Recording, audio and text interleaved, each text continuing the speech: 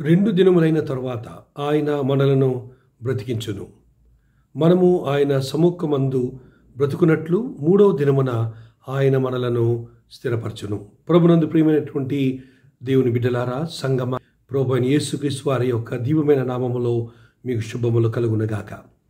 గత కొద్ది వారముల నుండి ప్రపంచమంతటా కూడా ఒక ప్రాముఖ్యమైనటువంటి అంశం మీద మరి చాలా వేడివేడిగా సంభాషణలు జరుగుతూ ఉన్నాయి. అదేమిటంటే, యేసు ప్రభు వారు సంగమ కొరకు సెప్టెంబర్ నెలలో మరి బోరల పండగ, ఫీస్ట్ ఆఫ్ ట్రంపెట్స్ అనే టైంలో ప్రభువారు వస్తారు అనేటువంటి ఆ విషయమును చాలామంది ఇప్పుడు నమ్ముతున్నారు, బోధిస్తున్నారు. ప్రపంచమంతటా కూడా దాన్ని గురించినటువంటి వివరములో చెప్పుచూ ఉన్నారు. అయితే ఈ మాటలు జాగ్రత్తగా మీరు వినాలని ప్రభు పేటని మనవి చేసుకుంటూ ఉన్నాను. ప్రభువారు మత్తయి సువార్త 24 అధ్యాయంలో ఆయన రెండో రాకడ గురించి చెప్పినప్పుడు ఆ దినము గుర్చెను ఆ యొక్క మరి వివరాలు మరి తండ్రి అయిన దేవునికి తప్ప మనుష్య కుమారునికి కూడా తెలీదు అని ప్రభు చెప్పి ఉన్నారు. అయితే దానిని యూదుల యొక్క వాడుక భాషలో అది ఒక ఇడియోమాటిక్ ఫ్రేజ్ అని అంటారు. అంటే పెళ్లి కుమారుడు ఎప్పుడు వస్తాడో కరెక్ట్ డేట్, కరెక్ట్ టైం తెలియదు, కానీ రమారమి పలానా టైంలో వస్తాడు అనేటువంటి ఒక అంచనా యూదుల ఆచారంలో ఉన్నది. మరి మనము ప్రభు వారి యొక్క రాకడ గురించి మనం ఆలోచించినప్పుడు ఒక 3 లేక 4 వచనాలు మనం చాలా శ్రద్ధగా పరిశీలన చేయాలి. మొట్టమొదటిగా హోషేయ గ్రంథము 6వ అధ్యాయము 2వ వచనములో ఏమని చూస్తున్నామంటే, 2 దినములైన తర్వాత మనలను ఆయన బ్రతికించును. 2 దినములైన తర్వాత ఆయన మనలను బ్రతికించును అని హోషేయ రాస్తున్నాడు. 2 దినములు అనగా ఒక్క దినము బైబిల్ ఏ విధంగా గుర్తిస్తుంది అని మనం గమనించినట్లయితే, పేతురు రాసిన 2వ పత్రిక 3వ అధ్యాయము 8వ వచనంలో ఉంటుంది. ఏముంటుందంటే, 1000 సంవత్సరములు ఒక దినము వలె ఉన్నది. జాగ్రత్తగా ఈ మాటలు వినాలి సుమ, ఎందుకంటే మనము మరి ఎంతో దగ్గరగా ఉన్నాం. ఎత్తబడేటువంటి ఆ దినమునకు ప్రభువుని మనం కనులారా చూచే ఆ మహా సంతోషదాయకమైన దినముకు ఎంతో దగ్గరగా ఉన్నాం. కనుక ఇప్పుడు దాకా రక్షణ కాపాడుకున్న వారము తొట్టిల కండా రక్షణ నుంచి తొలగిపోకుండా ఇంకా జాగ్రత్త పడాలని ఈ మాటలు నేను మీతో పంచుకుంటూ ఉన్నాను. సో పేతురు రాస్తున్నాడు తన పత్రిక 2వ పత్రికలో 3వ అధ్యాయంలో 8వ వచనము, 1000 సంవత్సరములు ఒక దినము వలె ఉన్నవి అంటున్నాడు. ప్రభు దృష్టికి ఒక దినము 1000 సంవత్సరం వలెను, 1000 సంవత్సరములు ఒక దినము వలెనే ఉన్నవి. అంటే ఇప్పుడు హోషే ఏమన్నాడు, 2 రోజులైన తర్వాత ఆయన మనలను బ్రతికిస్తాడు, మనము ఆయన సముఖమందు బ్రతుకున్నట్లు 3వ దినమున మనలను స్థిరపరచును అని ప్రభు చెప్తున్నాడు. సో 2 రోజుల తర్వాత దేవుడు బ్రతికిస్తాడట. ఈ మాటలు ఎవరిని ఉద్దేశించి రాయబడ్డాయి అని చూస్తే ఇవి సూటిగా ఇశ్రాయేలీయుల యొక్క జనాంగమును ఉద్దేశించి రాయబడ్డాయి.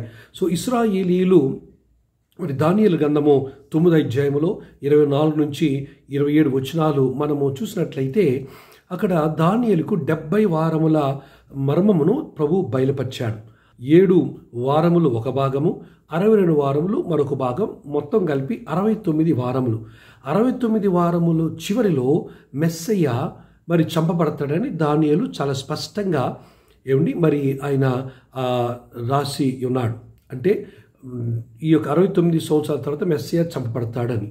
ఈ 70వ వారం మట్టుకు ఇంకా ప్రారంభం కాలేదు. ఎందుకంటే వారు మెస్సయ్య అని యూదులు వద్దన్నారు కనుక ఆ మెస్సయ్య అన్యులైన మనకు దేవుడు అనుగ్రహించాడు. కనుక మనం ఇప్పుడు అన్యుల కాలంలో ఉన్నాం. 69వ వారము ముగింపు అయిపోయింది, కానీ 70వ వారం ఇంకా ప్రారంభం కాలేదు. ఎందుకంటే ఈ 70 వారాలు కూడా అన్యులకు సంబంధించినది కాదు, యూదులకు సంబంధించినది. కనుక 70వ వారం ఇంకా ప్రారంభం అవ్వాలి.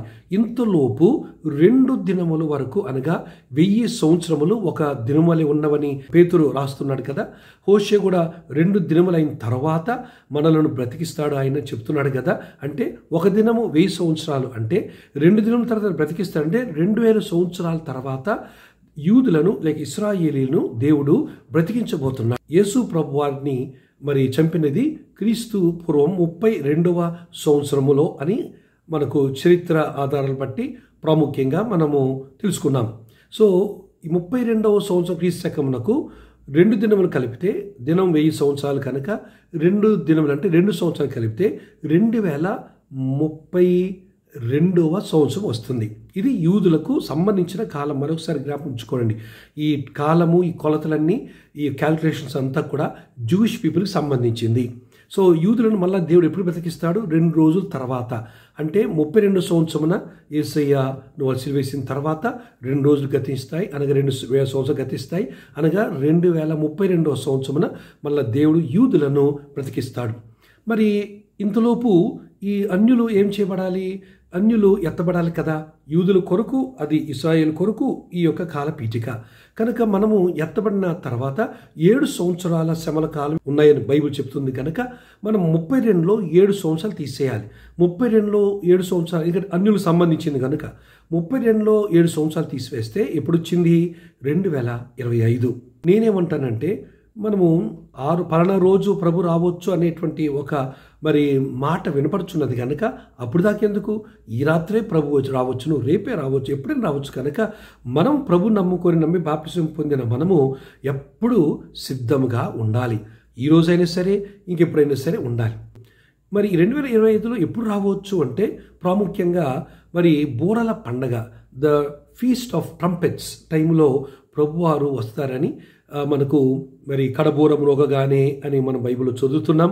1 కొరింథీ పత్రికలో మనం చూస్తున్నాం. 1 తెస్సలోనిక 4వ అధ్యాయంలో కూడా మనం చూస్తున్నాం. 7 సంవత్సరాల ముందంటే ఎప్పుడు వచ్చింది? అది 2025. 2025లో బూరల పండుగ ఎప్పుడు పడింది? సెప్టెంబర్. వినండి, సెప్టెంబరు 22 నుంచి 24లో పడింది. అంటే ఈ 3 రోజుల్లో ర్యాప్చర్ జరగవచ్చు అని ఇప్పుడు మీకుతో చెప్పిన లేఖనాలను చాలామంది వీటి మీద ఆధారపడి, వీటిని ఆధారం చేసుకొని ఇప్పుడు ప్రపంచమంతటా కూడా దీనిని చాలా గట్టిగా బోధిస్తున్నారు. చాలామంది కూడా ఈ మాటలు విని ప్రభు వైపు తిరుగుచూ ఉన్నారు.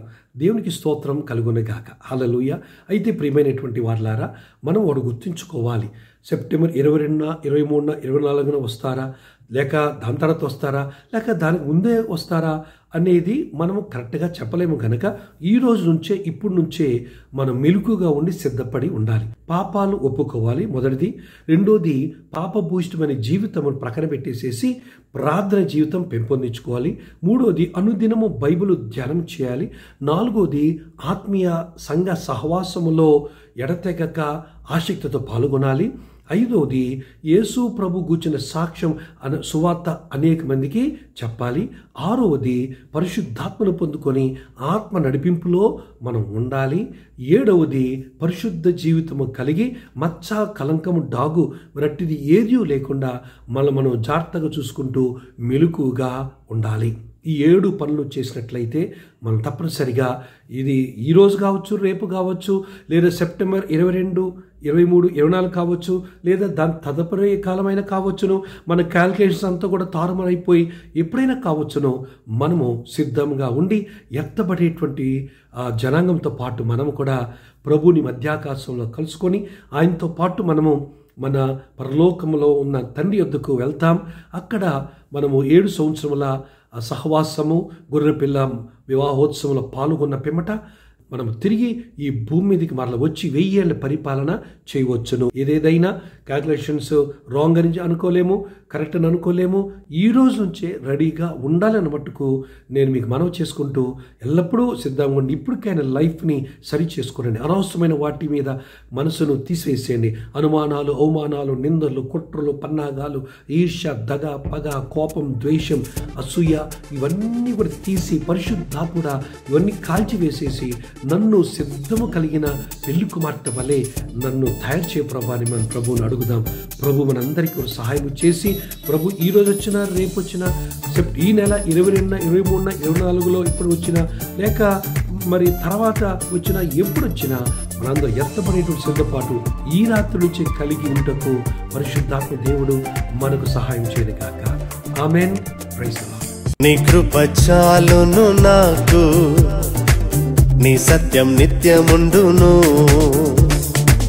నీదు కృపయే ఆధారం, నీ సత్యమే ఆశ్రయం.